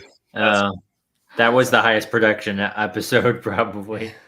Yeah. Well worth it though. Because that Zeb cameo in The Mandalorian was not cheap to do. No. Oh no. But Mando's got all the money, so they could pull that off. Yeah. Yeah. But you'd think after like investing all that money into making Zeb, they'd like repurpose, the design. I think they will. I just think they had too much to throw at us with this story to set us up for what's gonna go. I know we're gonna see Zeb. It has to happen. Definitely. Yeah. Oh yeah. Yeah. Jairus says, such a shame Ray passed away, man. Balin was such a great character. He was, yeah. Yeah, like he was he made the show, I think. So much like next level stuff that came from him. It was just the way he carried himself. I mean, he just had, he didn't have to say it, but he felt like an old knight. Like Eve, the way he carried himself, he carried the lightsaber like a broadsword. He had this very chivalric way about him. You know what I mean? Like I totally got like very old school Jedi vibes from him, and would love to learn a lot more about this character, and hopefully they recast who he could, because it's awesome. Yeah. And what's he trying to do to, get rid of both the Jedi and the Sith and the Empire and the Rebels? Like he wants to just rid of it all. Like what's he thinking? I'm just so curious what were those stories that they told in the Jedi Temple that's got him hooked? Yeah. Yeah. A lot of the elements of mystery in the season were Balin and Shin. Like, what are they after? Right. Every interesting aspect of this story outside of the World Between Worlds was from Balin, straight from his mouth. Yeah. Yeah, pretty much. Yeah. So then, we had them arrive on Peridea. This was the episode where we had Hera and Court as well, and we got the cameo from 3PO, and we had Chopper and Carson Teva, and in the courtroom as well. We had that Senator Ziono again being an asshole for no apparent reason. Yeah, he just woke up that way. Yeah. Yeah. Hopper wasn't No. at all. Yeah. Yeah. Right. So we had that as well at the beginning of the episode. But yeah, the majority of it happened on Peridia. Yeah, we got the big battle at the end with Ahsoka going to help Ezra and Sabine, and she fought Balin again. So a lot happened in this one. So and we got to see Thrawn's calculation. I think for a lot of people that Yes. hadn't seen Thrawn working Yes. before, and his thought process got because they never saw Rebels. you and can actually see that. Yeah, You can really see how got to see that. calculating he is. Yeah. Yeah, his calculating. Either way, he was looking like he won because the only win for him was time. Didn't care as long as he had more time to be able to bolt just enough ahead of him. And as we saw, just like he said, I'm never going to underestimate even a single Jedi ever again. Yeah. Right. So that had such a great buildup. I just thought it was cool. Really cool. Yeah. I really enjoyed it. Yeah, the Night Sisters being able to triangulate and figure and figure out exactly where the Jedi is. I'm like, man, if they resurrect a bunch of Night Sisters when they're back in the other guy, holy smokes, they're in a load of trouble. That's how we're gonna get Luke back, though. What's that? That's how we're gonna get Luke Skywalker back, because you're gonna need some Force users to fight them. Well, maybe they'll even have some Night Brothers, like, come on, some more Dathomirians, like Sons of Dathomir. Well, I'd imagine that's what's in the caskets. I don't think it's stormtroopers. I think it's dead Night Sisters and Night Brothers. Yeah, Thrawn doesn't care about stormtroopers. Okay. No, we see that. So yeah, that was part 7, and then the season finale, part 8. The Jedi, the Witch, and the Warlord. Yes. Yeah. There it is. Wait, in regards to 7, real quick, I will say my favorite part of the whole thing was the Ezra humor, because that was where I got the satisfaction of like, oh, Ezra's back, Ezra's saved, Sabine's found him. I didn't get that with 6. Their chemistry between Ezra and Ahsoka. And when he's like, "Oh, Ahsoka's training as a Jedi? Why?" I thought that was so funny. That was good. He was confused about that too. You also kind of lost it when he stuffed the noti back. Oh my gosh, yeah. When he's like, replayed it on stream. Yeah. Stay in there, just stay in there. They wanted to help so bad, and he's like, just forget about it. Just stay in your pod. And then when he was like, "Oh, the naughty hooked me up with this sweet pod," I was like, okay, Ezra, what have you been doing for 10 years? Just hanging out with the naughty. It was funny. Yeah. I liked 6 more than 6. I liked 7 more than 6. More than 6. Yeah. Yeah. 6 was definitely the my least favorite. Like, still a great episode compared to like some of the other shows we've gotten, like Book of Boba Fett and stuff. Just slower. Yeah, it was just slower. Like, a lot still happened. But we had so much going on already. I think you needed a little. Let's calm down. We're getting too excited. Okay, so calm down. Little pace setter, yeah. But exactly. 8 kind of scaled it up again. So we had a lot happen in 8 again. Oh yes. I thought the whole showing, like what Balin was walking on. I mean, we didn't have one word from him. No, but it spoke vast. Yeah, like, the Mortis gods. Yeah, not so much to me. I was like, what? But yeah, I still have to watch the Mortis arc and closure. You'll get there. Yeah, because the first one I saw him walking, I saw kind of a partial face because it was camera panned and tight. I was like, oh, this is kind of like Rogue One, where you got to see like the Obi-Wan Jedi kind of, on that planet of Jedi. Yeah. And I'm like, so what's this? And all of a sudden it panned out, and I'm like, oh, that's the father. The father and the son, and then the daughter. It's also a Rebels callback because of the mural, in front of the temple at the end of Rebels. But I kept trying to tie it back to Fallen Order and like the Zepho gods. And so I was like, nothing was coming to mind. I was like, but I kept trying to tie it back to that specifically. I think if I had been thinking more along the Rebels mural mindset with the father, the son, the daughter mural, I probably would have got there, but I didn't. I was like, this is cool, I guess.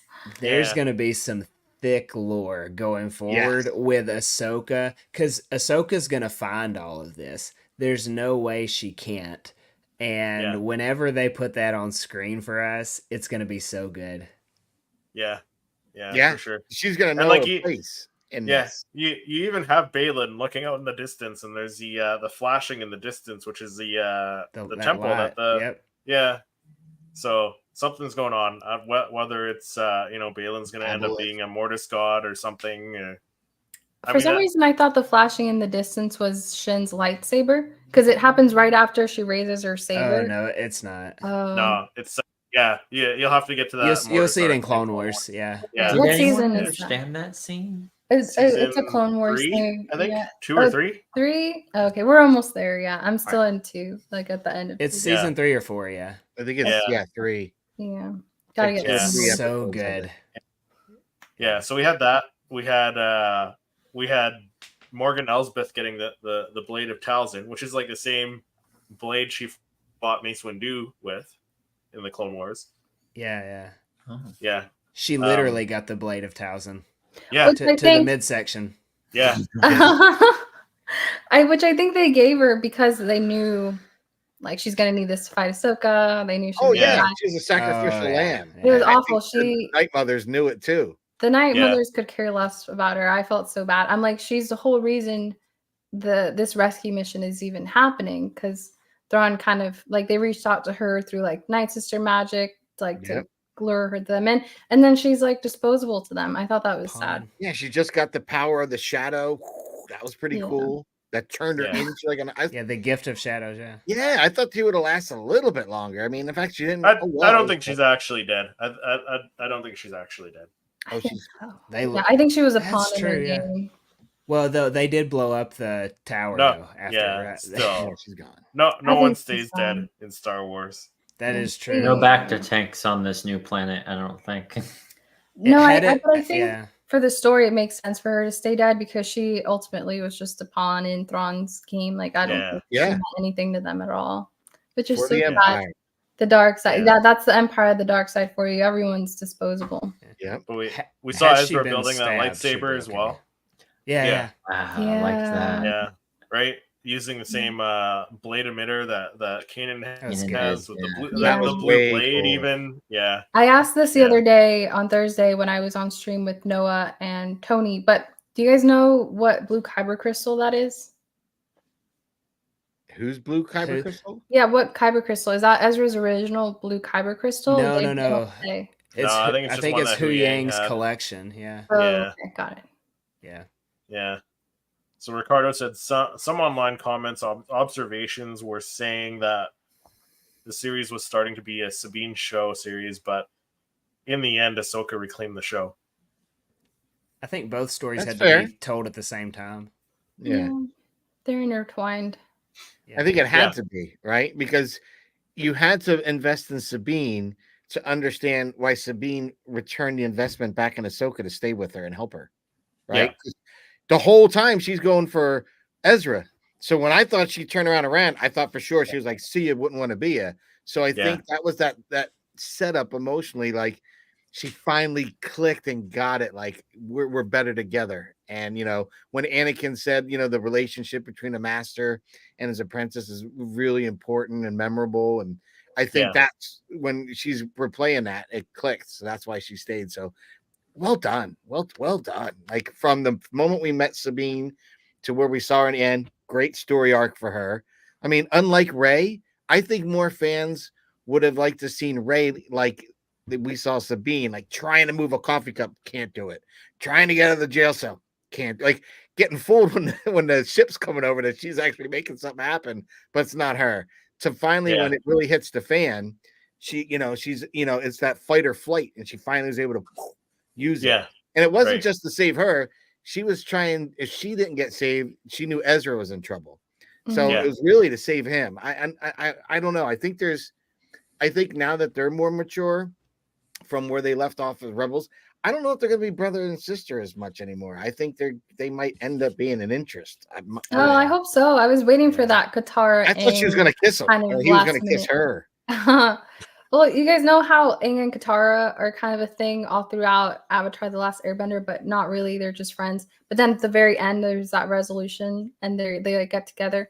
I thought that's what we were going to see in Rebels, the animated series, and that never happened. And it was just very sisterly and brotherly, platonic up until the end.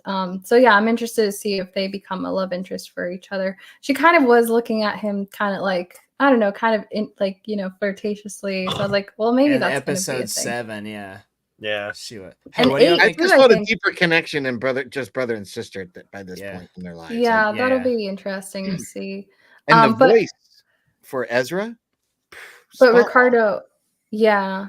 Ricardo, about your comment about the Sabine show versus the Ahsoka show, it kind of makes sense that these stories would be intertwined because of where Rebels season 4 drops off with like Ahsoka the White and the mural. Like that's how Rebels end. So it's clear that Dave always meant for kind of whatever happened next to be an Ahsoka Sabine quest. So it didn't feel forced to me. It makes sense. Yeah, I think so. Yeah. Hey, I got a question for y'all. I kind No of more questions. I'm Yeah, kidding. well, Go ahead. it's just for Christopher and Patrick then. So Oh, Okay. alright. no, so I talked about this on my podcast this week, and I just thought of it. What if, like in episode 7, Rey gets her force like woken up by Kylo Ren when he's doing the mind thing? Yep. So did Sabine's get awakened when Ahsoka calls out to her in episode 7? Like when she does that little telekinesis thing? Yeah. Was that the like? Because maybe when something goes on in your mind, like and maybe Ahsoka was like, no, it's Triggered gonna something, work. yeah. Because she says Yeah. in episode 7, oh no, it'll work. She tells Hu Yang that, and then it opens there. That's such a good point because Master and Apprentice are so intertwined. Yeah. And this is after Ahsoka's World Between Worlds arc. And I feel like Sabine's felt kind of Ahsoka's kind of like suspicion of her and the doubt that Ahsoka feels on her behalf. And Ahsoka becoming like fully like realized as a character, I think makes sense that Sabine's Force abilities would be awakened from that too. Yeah, and her ability to bridge that gap between her and Anakin was like such a huge part of her bridging that gap between her and Sabine. Yeah, because it's Master Apprentice. Master Apprentice. Yeah. Because remember, he tells Ahsoka she comes from like a great lineage, right? Like, and you're thinking like, yeah, and then okay, so Sabine's gonna now come from that same lineage too. Like, it's crazy to think about. It's so crazy. Count all the way to Dooku, Yoda, Qui-Gon, Obi-Wan, Anakin, Ahsoka, Sabine. Like it's crazy to think Sabine's in that that line, right? Yeah. Well, wasn't Yoda Dooku's master? Yeah, Yoda was Dooku's so you go all the way to Yoda. Wow. Yeah. Well, I thought that was a neat thing they did for Sabine. I also just thought like the way she was kind of resolving things, with Ahsoka there, because her family's wiped out, right? And there's no love.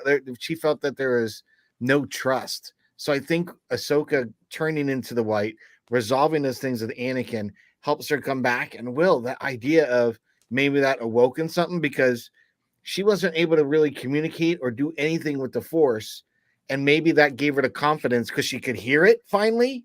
Yeah. Maybe that was what she needed to think. Maybe it really does live in me, because how am I hearing Ahsoka right now? I like the idea. I don't know. Yeah, I think you might have a good point. Yeah, definitely. Yeah. And then you got to make a video about that, Will. I already have. I can. Well, I haven't made a specific video about it, so I have to. About like why Sabine's Force powers were awakened, because it did seem random. But now that you mention it, I'm like, no, that makes sense. It does make sense. Yeah, I'm gonna go ahead and jot that down. Jot it down. Yeah. Just like Ashley, write this down. she's watching TV. I don't know what she's up to. Yeah.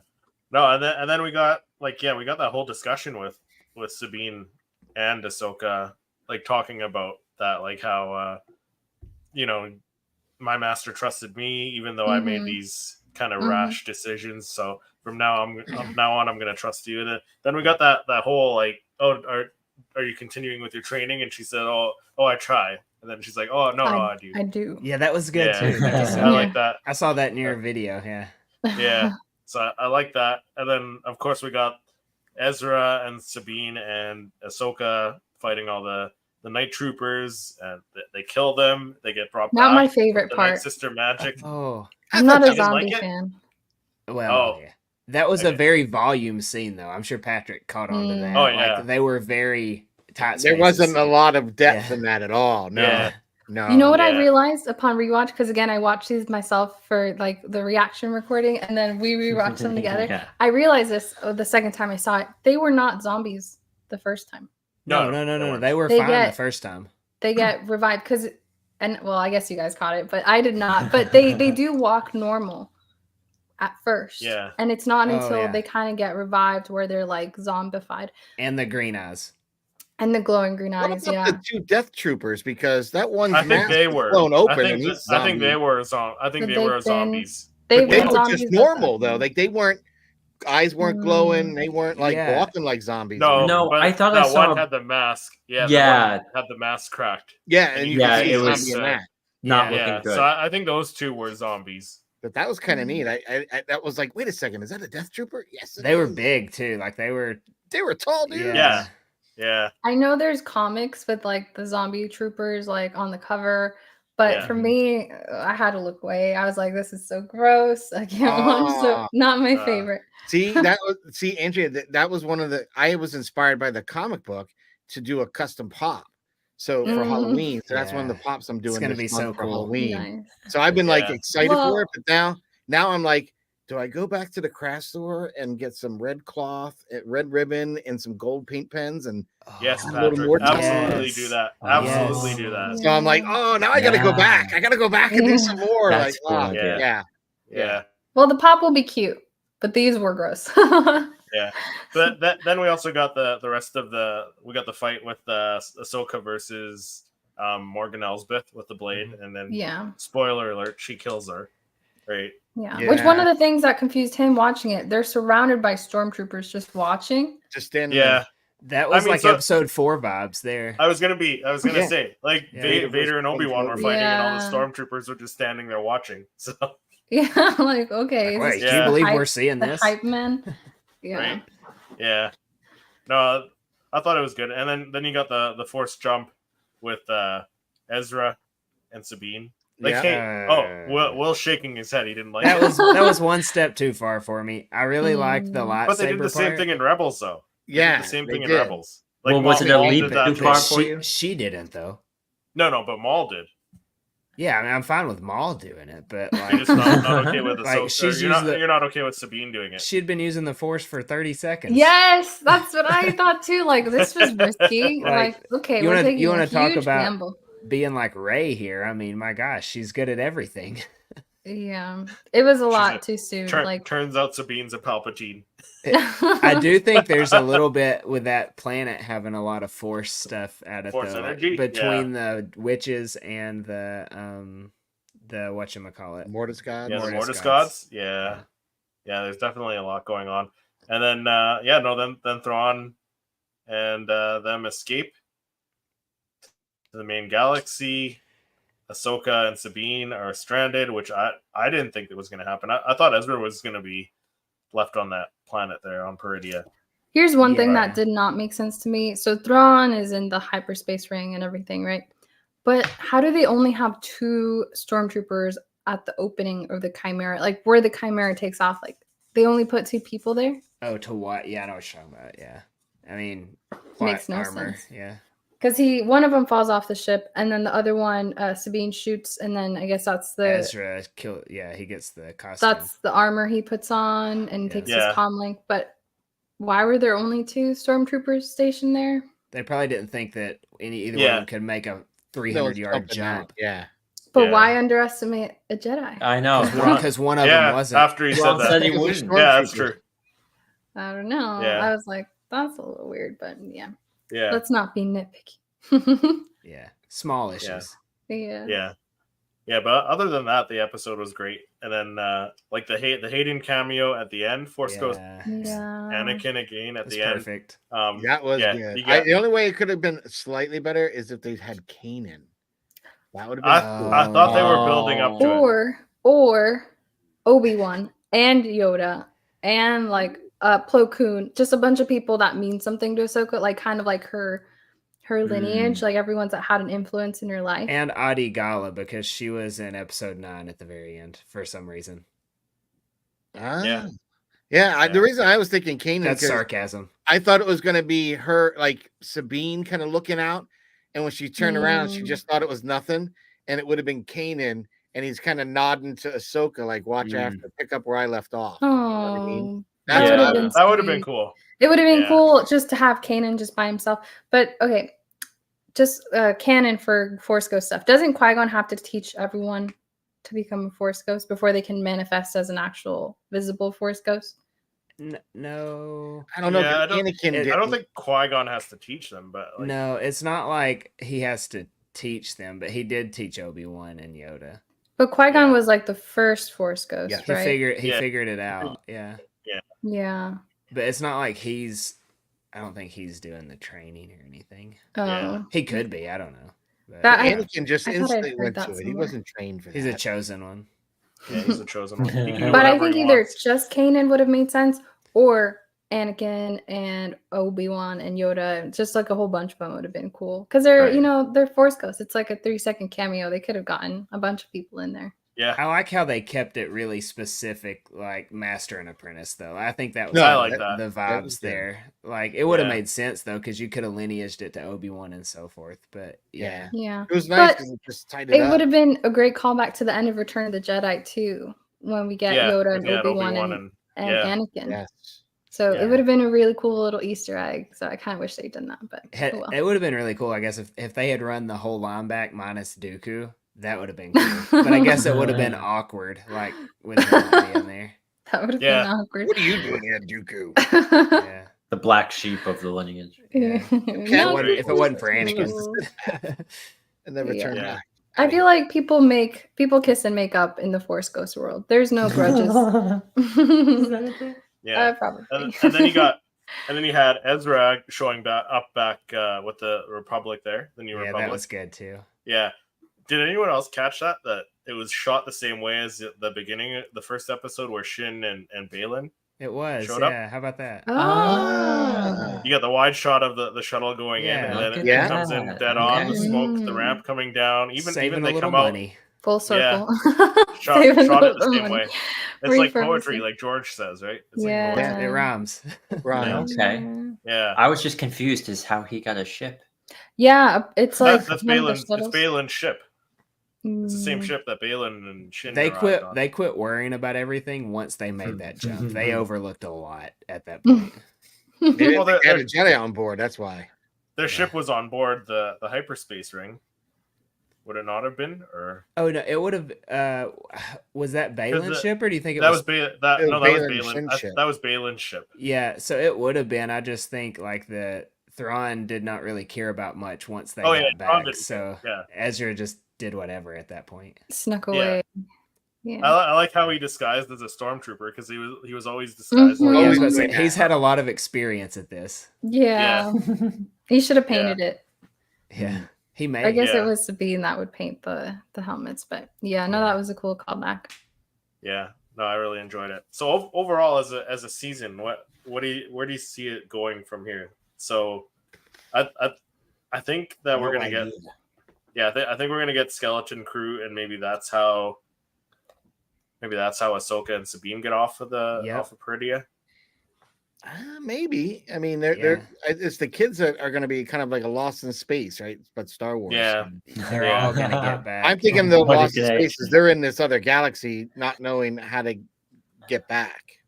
Yeah. Yeah, Right? I've got Well, a theory. Ahsoka seems content to be where they're at, interestingly enough. So I Yeah. don't know. I And feel we're like supposed to see was it Vane or whatever, that pirate? He's Yeah, supposed he to is be in supposed that. to be, and that's what Tony said. So Yeah. my thing is, how the heck is that dude getting across to a different galaxy? I think Unless he may help them that's get when lost. when they cross back over. Did they run into? I him think when again? they cross back over, yeah, I think what is it? Jude Law's character could be maybe they're already in that galaxy and they work together and get or they back. run away to it, like they're running from the Or they run pirates away and to end it. up there. Yeah. Yeah, maybe. Yeah.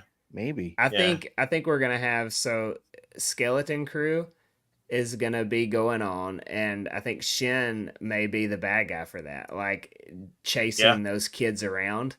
And I think we're going to get a little bit of Ahsoka and Sabine in there. They eventually get together. So that's going to be how they get back. And then the next season of Mando is going to be New Republic based. Yeah, So and we're gonna Skeleton see Crew. Thrawn. We'll see Yeah. Thrawn in the Mandalorian. Yeah, so Yeah. like Skeleton Crew 24, Mando 25, Ahsoka season 2 26, the big movie 27. Yeah, I'm curious. Yeah. You guys think we're gonna lose Ezra because we don't see him in the sequel trilogy at all? Do you think No. between now and then we'll see him make a sacrifice or something? I think they that's why we go don't see him? somewhere. We don't see the others either, though. Yeah, I think they just go. Maybe they go to the new galaxy. I don't know. Yeah, maybe. Maybe. I mean, we do hear Ahsoka's voice in I think eventually Skywalker. Ahsoka dies. Yeah, What's that would that? make sense. I think eventually Ahsoka will die. Dave will finish her story. Yeah. Mhm. Oh, That's I don't think fair. he'll ever let anyone else finish it. But I Right. think Ezra's young enough where he could possibly show up in the Rey movie, the upcoming Rey movie. Mm-hmm. Yeah. I think Nice they way to should tie stretch stuff in Ahsoka there. out to be kind of like a Gandalf. Like when they, she goes away and we don't see her unless they have to find her again. And it's the quest Yeah. to find her, if Yeah. you need be. Yeah. How about the stuff with Balin? Like, where do we think that's going? Because I feel like he's gonna drink out of the fountain of youth kind of thing. You know what I mean? I think he's gonna get to whatever this source of force, ability, power, whatever it is. I don't know. I think he's gonna go and it's gonna do the opposite. He's gonna choose poorly. You know what I mean? I think it's gonna be a little take on Indiana Jones and that there when he gets there. I don't think I think kind of things that Schindler said sometimes maybe they're just stories. Yeah. Like he's heard all these wonderful stories. Well, maybe that was just a story and it really doesn't end well because he doesn't know the story of Aboleth, right? So maybe that even explains what happened, a possible recasting and make it easier because he does something and he corrupts them. Yeah. We don't even need to see it. They could just kind of tell us throughout other story plots somehow. Yeah. Yeah. It could be like a 1-minute scene where Abeloth just devours him when he lets her out of the box, and that's it for him. Yeah. It could be. Yeah, who knows? But I just think we're in for so much more. And we were all saying earlier, like the lore, I 100% agree with you guys. Like it is going to be lore fest. And I'm excited that we're in another galaxy because there's so many other things that could happen that we don't know about. Like, the fact that Ezra was all about like, I don't need a lightsaber. I can use the force. I'm all set. Like until the next episode. Yeah. What was up with that? Like, okay. So what do you guys think? Do you think you think the best live action series now? 100%. Here's the thing, right? Everyone has so many. Oh, hey, Will. Hot take. Yeah. Hot take. Yeah. Bad Batch season 3 is the most exciting show coming in 2024. That's a good point. Mm. Oh, yeah, that's true. That's coming out too. A lot of people have issues with Kenobi, and I totally get that. I mean, yeah. I get it. The dialogue, and then like, why is it the Inquisitor show? Totally get that. But there's something so magical about Ewan McGregor back in Star Wars, and then the dialogue that he has with Helmet Damaged Vader. And I just love that last episode. So I can't give that top spot up because it was like the first Ewan, the first Hayden that we got after years and years and years and years. Like we never thought we'd see them back. And like here they are. And I think we're getting Kenobi season 2, which maybe we'll get more Liam Neeson as Qui-Gon. That would be cool. That would be cool. So I feel like if someone came up and asked me, like, are you more excited about, Ewan McGregor back in Star Wars and potentially, Hayden being a part of that, or Ahsoka season 2? I mean, as cool as Thrawn is and like as fun as this season was, I don't have it in me to give up the top spot, that Kenobi has. I know it's such a controversial take, but that last episode of Kenobi really got me with the dialogue. Like, I'm sorry, Anakin, for all of it. And that's a really good episode, but like, it's so good. They dropped the ball. I would say it's close to the best. I would say Mando season 1 and 2 still have Ahsoka beat. Yeah.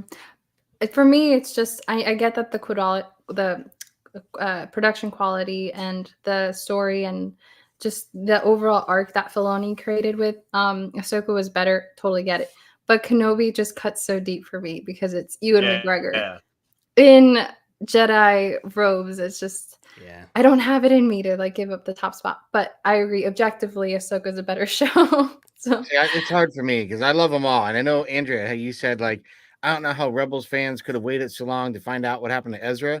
I don't know how OG fans that watched the original trilogy as kids had to wait 37 years for the prequels. So, like, trust me, I know what longing is. You know what I mean? Like, so to me, it's hard for me to hate or be bagging on any one Star Wars series, because this is all I ever dreamt of is more content that I can consume, and so even if it's bad, I guess it's good. You know what I mean? To a OG trilogy, but to a certain extent, I don't want it to be so. It's got to be a certain quality. Like Rogue One, when that stepped into the realm, that had such great, original trilogy vibes. Yeah. Then we went with the sequels, and I was like, I lost it. I like The Force Awakens. I felt was a reboot of the original. Yes, that's what I've been reboot. saying. Reboot, yeah. So I'm like, okay, I'm a huge fan. I'll go for the reboot. We have a whole new generation. You're selling the point of generation by even in your storytelling, like, oh, isn't he a legend? Is that a rumor? Like, like playing on the 30 years, right? So they played on that. So great, utilize it. But I felt that like it just didn't have the great story. There wasn't consistency, even though they have the Star Wars story group. I think I don't know what the hell happened. It went out the window because you wasted so much time fixing things that were done in one movie that were divisive to do the last one. And it takes away from, all the other stuff. But then you had like Kenobi was a great show. I didn't think it was bad. Like there's certain things I enjoyed more, like when Vader walked down the street. Andor was a great show. Ripping people out of the thing. I know certain people hate Andor. But I liked it. Tony's gonna hate us, but I will tell you, I liked Andor, but when I was just running through my rankings of best Star Wars shows, I did forget it existed. So the thumbs up. I was not giving a thumbs up. That last Andor episode was absolute fire. Yeah, it's one of the better Star Wars episodes. But I think we do Star Wars from a dirtier, grittier light, right? It's so funny. Being like terrorists. But Book of Boba Fett might have been the best episode of Star Wars TV in the last 5 years. We'll go take a break in the bantha, like a Tonto, or the bantha like tank. like a bantha, like a bantha. That was the best for sure. No, I'm torn between Ahsoka and Mando season 2. I just it's that's hard. I need to rewatch both and just see. But yeah, I haven't seen season 3 of Mando yet. That's okay. But I felt everybody says that when I say it. I thought it's nobody's still eager good to watch it with me. My favorite episode is when Lizzo's on it. Are you serious? That was your favorite one? No, he's probably the greatest Star Wars episode of all time. I don't know how you managed to get that sentence out. But season 2 was the ending felt a little, I don't know, amazing. I don't know. The whole thing with what was his name? Luke Skywalker. Gideon. Gideon. No, him. Gideon. Yeah, the whole thing where he crashed and then he's dead, but then he's not dead, but then the whole last 5 minutes of that sent me for a loop. Moff Gideon's a punk. Yeah. What about you, Christopher? Best Star Wars live action show? Yeah, I think Ahsoka's number 2. It's underneath Mandalorian. Like if you first season Mandalorian. The first 2 seasons of Mandalorian were incredible. Ahsoka is right underneath that, and then I would probably go Andor, Kenobi, and then. Oh my gosh, Kenobi's that low on the list. Oh, that hurts only my heart. They made some fatal flaws. No, it's only because Andor had such a better story in it. I mean, I agree. They made Kenobi too kiddish like that. What was that kidnapping scene? Why are there 2 kids? It's just, The plot, the storyline was bad. Kenobi has 2 near fatal flaws. The one where Anakin almost kills Reva the first time, and then the other where he almost kills her the second time. Yep. Yeah. Near fatal. I'm with you. Yes, I agree. Yeah. Cad Bane, Luke training as Jedi Master, Mando, Ahsoka, and Luke training. He's got so many good reasons, but I know he's being sarcastic, right? Like maybe he does love it. I don't know. I mean, he's not wrong. That's all in like what, 1 or 2 episodes? That's an all-star list.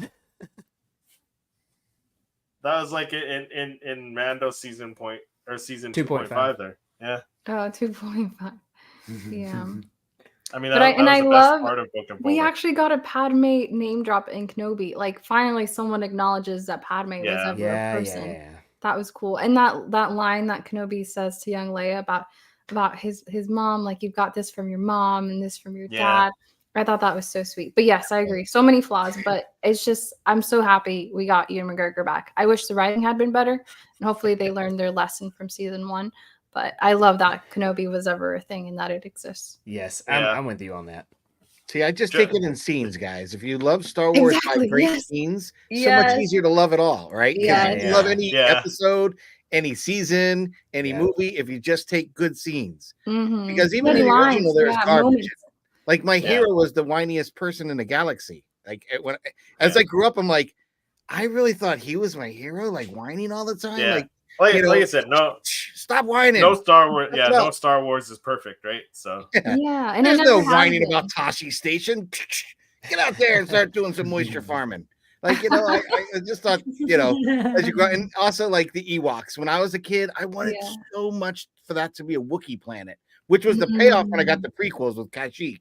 So I was like, yeah, when prequels came out, because that's what I wanted as a kid. I didn't want fuzzy teddy bears, because even I still didn't believe that these teddy bears could really take down the Empire. Did not believe it whatsoever. So I just kind of had to go with it. I don't buy it. Yeah, I had major problem with that as a kid. Like, that sucked. But that just goes to show. I was getting older as the series went on. It's always been divisive. There's always been stuff that people couldn't get on board with, even when the original trilogy was coming out. Yeah, like when Luke kissed his sister. Right. Yeah. The crowd goes wild in Mississippi. We don't talk about that, Will. Look at that. Yeah. Mississippi loves episode 4. Wait, aren't you from Mississippi? I'm from Alabama. Oh, Alabama. Come on. Sorry, not so that bad. Oh, don't mix those two states Close. up. Thank goodness for Mississippi. That's what we say. Hey, my American geography is not the greatest. So you can skip over it. Will's from the deep south. But Diamond Fig said that just that episode though, the Book of Android Motorcycle Power Rangers can kick rocks. That was random and weird. Android Motorcycle Power Rangers is also translated to Beetleborgs. Yeah. Yeah. If anyone's that old. Oh, yeah. Yeah, I remember Beetleborgs, Power Rangers. Big bad Beetleborgs. Yep. Yeah. Let's go, big bad Beetleborgs. I guess I'm not that old. Me either. No, you're a youngin. We figured out who's still in their 20s. Yeah. Late 20s.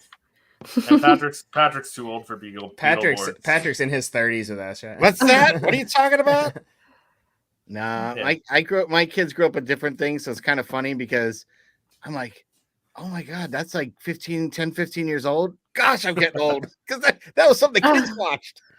You know what though? I'm at that age where like, oh my gosh, am I old? Where we got those disgusting margaritas at Chili's yesterday, the guy carded us, which I'm like, thank God, thank you for carding me, because I just take it so personally when someone doesn't ask for my ID. And he was like, damn, 95? I thought you were like closer to my age. Apparently 95 is like super. All he had to do was see the 19. I know, he quit. All you had to do was look at my ID and hand it back politely. He's like, damn. 95. I'm like, well, thank you. Now I feel old. But yeah. Diamond Fig says there is no perfect Star Wars except for Empire Strikes Back. Unless you have an issue with Wookiees. That's what he meant Not to say. Not Wookiees, the Ewoks. Unless you got Ewok issues. or were from Mississippi and Tony was upset Tony that would Leia also got the argue pun. that. Yeah, Tony would argue that Andor is perfect. Yeah, Oh, I'm sure he He would. would. I forget about that. Yes, you're right. If it weren't for Andor, he would probably have Reva's scenes ranked at the top, but Andor had to take the cake for him. yeah. I think somebody should send Tony a Reva and a I was gonna say someone needs And to a, kidnap Shin a and cutout. replace it with Reva. Reva cutout. Hold it hostage. Ricky lives over that way. Ricky's on it. Ricky's on it. He's gonna have to do that for a fundraiser. You can only get this back if I get X amount of subscribers on my channel. I feel like everyone just got a glimpse into our group chat, but out loud. Like we just threw in a bunch of inside things all at once. Yeah. Roast chili margaritas. Yeah. That's okay. But that's it for this stream recapping the great season, the great series that was Ahsoka. Thank you to my guests, Patrick, toy photographer, Will, the firework from Padawan Pop, and Andrea and Josh from the Padawan Chronicles. Thank you so much for joining, and thank you to everyone in the chat for joining in on the conversation. And we will see everyone in the next episode. Bye. Bye.